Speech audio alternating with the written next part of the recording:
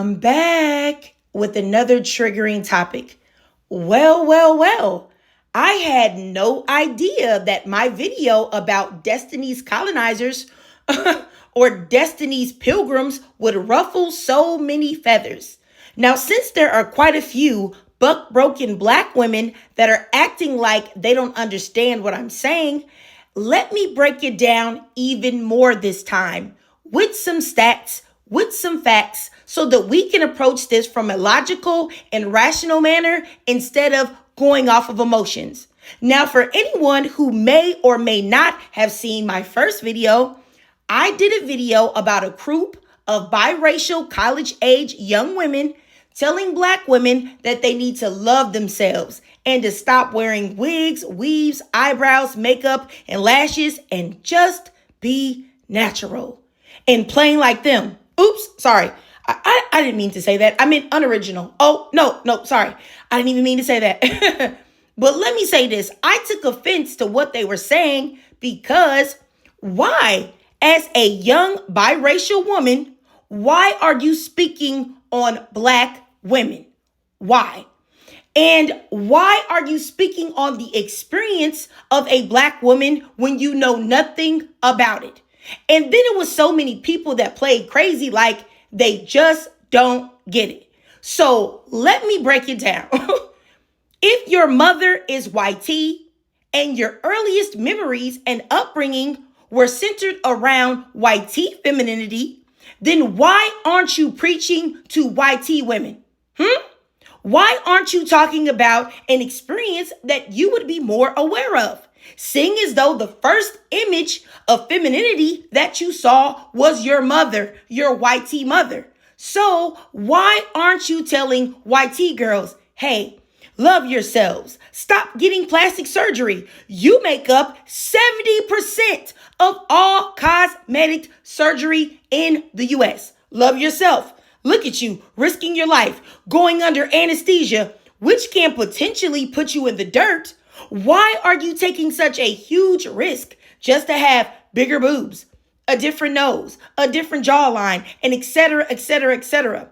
Why don't you tell the YT women and the YT girls, why are they putting Botox, which is a literal toxin, in their faces? Why are they putting fillers in their lips to look like and imitate a group of women that they have put down for centuries for those very features that they are desperately trying to imitate? Also, can you tell them that we can always tell that their lips are fake because when they turn to the side, their lips look really weird. Like somebody put some Vienna sausages right on the side of their face or some po' boys, right on their mouths. Can you tell me why you're not talking about that? Why aren't you telling YT women to stop wearing clip-ins and extensions and stop wearing XL nails with rhinestones because they copied off of who? Why aren't you telling YT women to love themselves and their natural hair color and to stop dyeing their hair blonde? Because only 2%, 2% of the world's population is naturally blonde. But you know what? Those Caucasian women sure love to dye that hair blonde. Is that self-hatred? Why didn't they advise YT women to stop using self-tanners, seeing as though 60% of them use it? Why don't you love your skin? If you pale, just accept that pale. You don't need to pretend that you have melanin. Love yourself. Ask yourself why they ignored the very group of women that raised them and went right to attacking black women and assumed that black women don't love themselves when I can guarantee you they haven't even been around enough black women to even make that judgment. Now, I'm getting real tired of the BS that black women don't love themselves or don't love our hair. We do. There are a bajillion, literally, look at the screen, literally a bajillion natural hair influencers and black women that embrace their natural hair. Being a woman means you can change it up, and that's what we do. Wearing a wig or lashes or makeup is playing dress up. just like a lot of us did when we were kids. Don't critique us and only us when literally every race of woman does it. Not to mention, the majority of black women now wear wigs that mimic their natural hair. As you can see here are some of the most popular wigs on TikTok Shop now. Thousands upon thousands being sold. What do you see here? And even when the hair is straighter, it is usually a yucky or kinky straight texture. So make it make sense. And also, my thing is this. These biracial girls that are sitting there as if they are in a position to give advice, or as if them sitting there looking plain as a hamburger with no ketchup, no pickles, no mustard, no cheese is what anybody wants to be. Who wants to look like that? You look like you just, never mind. I'm not even going to get too crazy. Let me just say this, and this is very important. If Black girl magic is so important and so prolific, then why didn't your daddy love himself enough and his future children enough to want to procreate with women that look like him? That way they could have Black girl magic at its full power, not at 50%. If your daddy loved blackness so much, then, and he was so proud of what he was, then he would have wanted to recreate it and pass it on through his lineage. So how you gonna tell someone else to embrace themselves and their blackness and your daddy ain't even do it? Your daddy didn't even love himself enough to have unambiguously black children. He chose to have children with a colonizer. Make it make sense, for real. And honestly, these are questions that need answers. Because honestly, y'all are in a glass house. And I really tried to be nice the last video, but now y'all want to act like I'm the big bad wolf. So let me just go ahead and be the big bad wolf that y'all want me to be. And I also have a problem with so many black women that felt like they needed to come in and protect and defend these biracial girls. And I really feel as if black women, there are a lot of black women, y'all really have a problem with protecting people that do not care about you and that think that they are better than you. If you think that these biracial girls don't know or they're unaware that they are perceived as better than you, pardon my French, you a goofy. You a goofy.